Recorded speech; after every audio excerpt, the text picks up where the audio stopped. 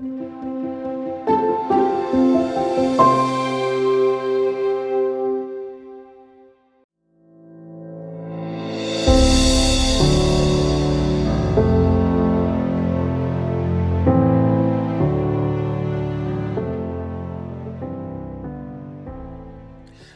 my name is Jordan Bennett Barnes. I am the audiovisual production specialist for the U.S. Copyright Office in the Office of Public Information and Education.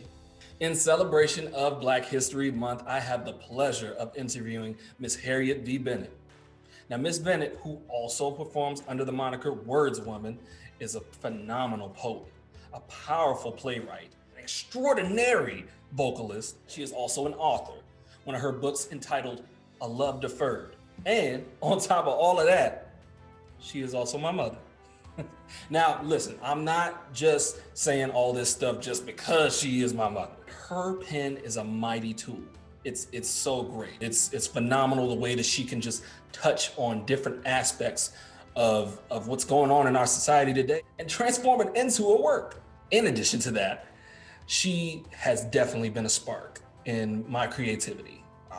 From her pushing me to go well outside of the box, to me finding my voice and helping shape and mold my visual storytelling style. Even in my career path today, working at the Copyright Office, I am just so honored to be in the presence of this amazing, phenomenal woman right here.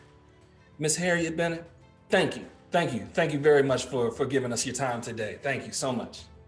Wow. I'm almost speechless, and I know I'm supposed to talk here, but thank you. Thank you, Jordan. I'll call you Jordan. You're my son. Yeah, sure. Yeah, Ma. Yeah, you can say Ma, because I'm gonna call you Ma. No. I'll keep it professional. Miss Bennett, how about you tell us a little bit about yourself and what you create? I'll just tell you, I'm a native Washingtonian. I went to school, college, and everything in the Washington area. Most of my professional life has been as a public health service, in the public health service, as a health communication specialist, dealing with that. So it's interesting how we both have the communications background, because a lot of what I've done over the years has been dealing with public information, voiceover work, producer kind of work, all to get people to understand some of the things about our health, about some of the work that's going on behind the scenes. As a matter of fact, research. My job was to make the research sound like I'm talking to me, helping me to understand it. And just as an African American working in that, it always felt like one of my missions was to make sure that, we get that information across to everyone, but also in areas when it came to things like chronic conditions that affected us. One of the things that I love are words. I love words. And I love to sing. I love music. I love all kinds of music.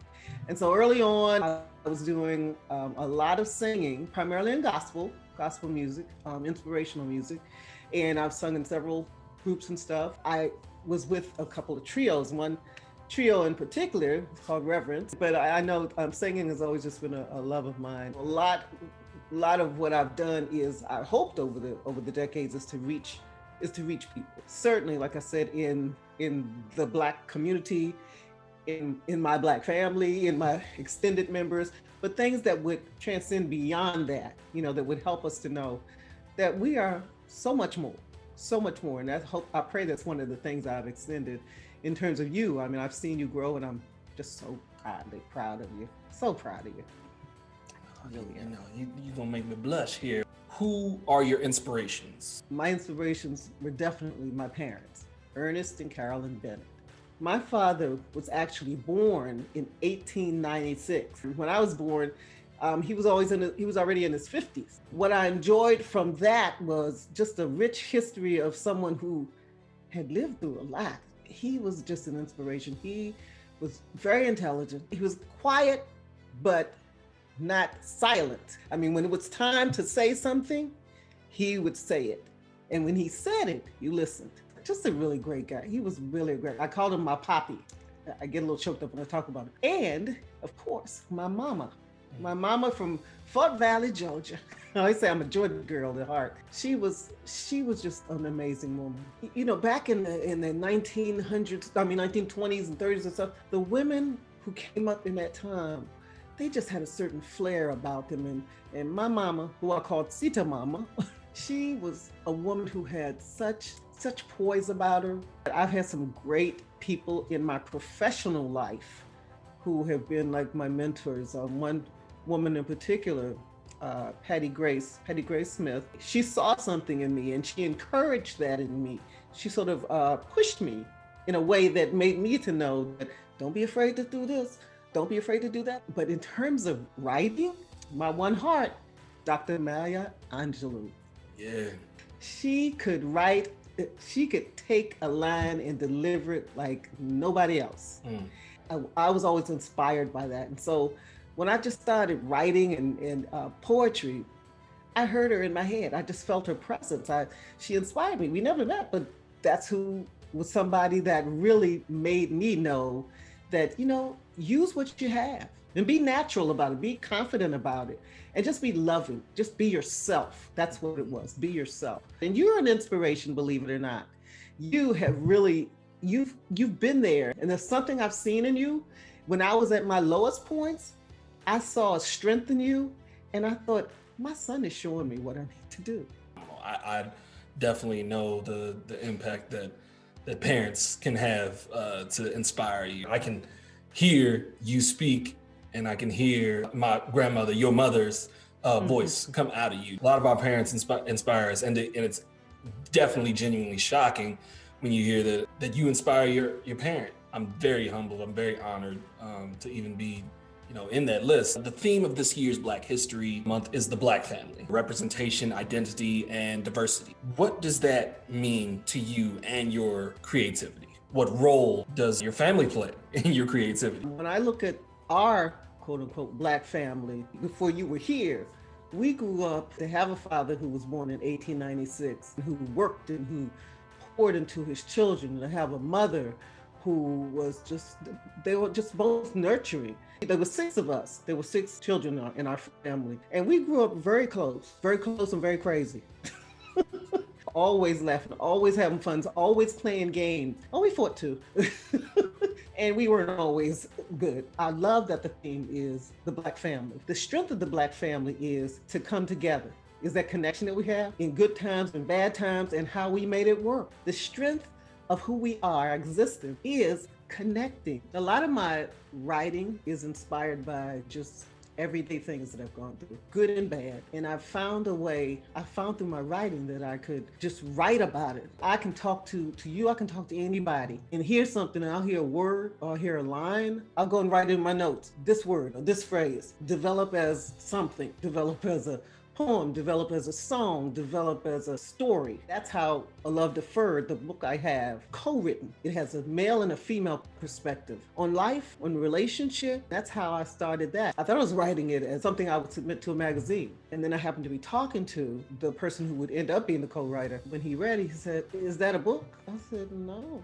We ended up writing the book together. And it just took off. And that's how I get encouraged by it, just by living, listening to things. It's the way that I look at something. It's the way that I can get it out of me, of sorts, and then share with others. And I'm amazed when somebody is just really moved by it. I remember when I was younger, my mother said to me one day, she said, "They won't ever know who you are unless you open up." She was talking about, I thought, just talk, because I could go upstairs, take a book or whatever, and I'd be fine.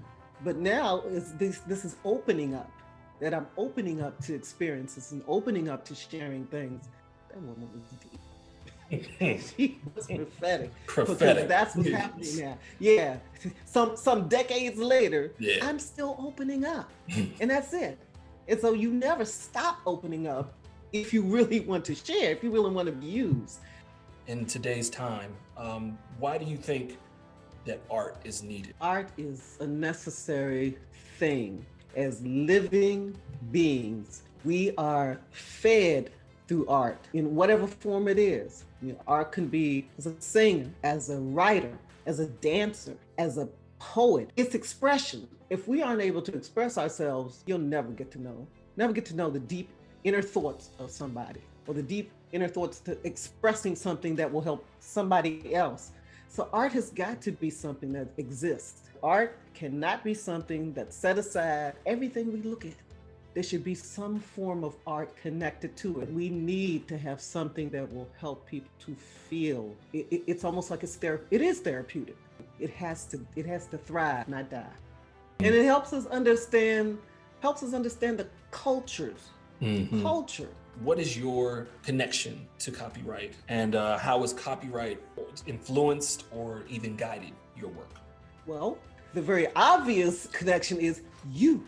Oh yeah, you're right. Yeah, I do work. Yeah. Right. My copyright connection. But what I found out, I mean, even before you were working there, when I was writing my book, when I had my book copyrighted, I felt like I really arrived, okay? And then learning a little more and a lot more about it in terms of whether I publish it right then or not. I think we need to know a lot more about copyright, and I know that you all have developed things to help us, and we need to avail ourselves of that kind of information. Creativity that's coming from folks is just beyond our wildest imagination, and it's out there. And if you don't protect it, then something that was part of your heart, if somebody gets a hold of it and you haven't copyrighted it, it's a horrible way to be. Copyright, it's exciting. You introduced copyright to me at a very early age, when I was just like writing like little poems when I was like 10, and you would say you need to copyright that. I was like, what is that? I don't know what you. What word is that? It's mine. I wrote it. It was something that you made me cognizant of. Miss Harriet, Ma, you have really just. I've enjoyed this so much, that you have allowed me to, sit down with you and just, poke your brain about creativity and during this Black History Month. It's a discussion that definitely should be had with more Black families. So I definitely appreciate you.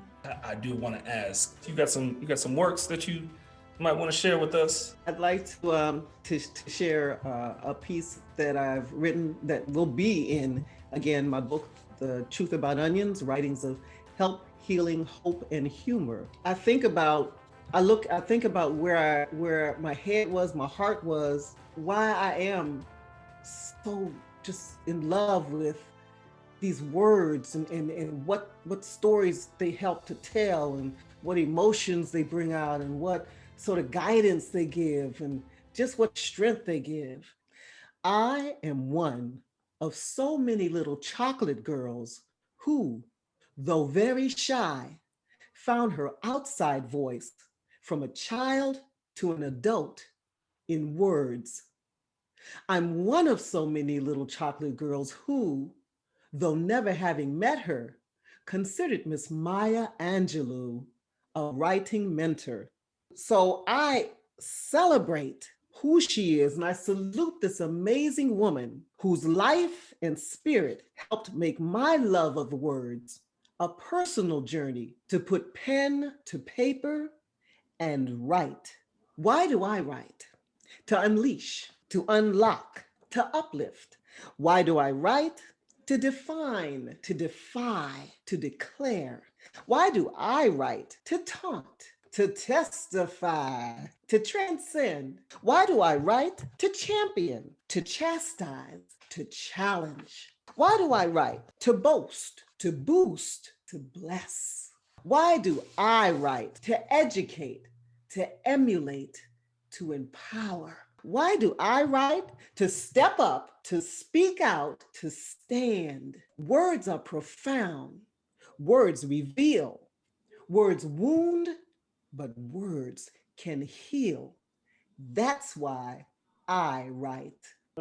Snap, snap, snap, snap, snaps. Snaps. Ma, that is some impactful stuff. That is a great work. Wow. That is a great work. I thank you. I thank you for the time. This has been so exciting. I feel giddy because I'm on here with my son. You all understand that I'm so proud of you. I really am so proud of you. I will never forget this moment. I thank you for your time, for your creativity as well. And we can't wait to see more and hear more. And you will.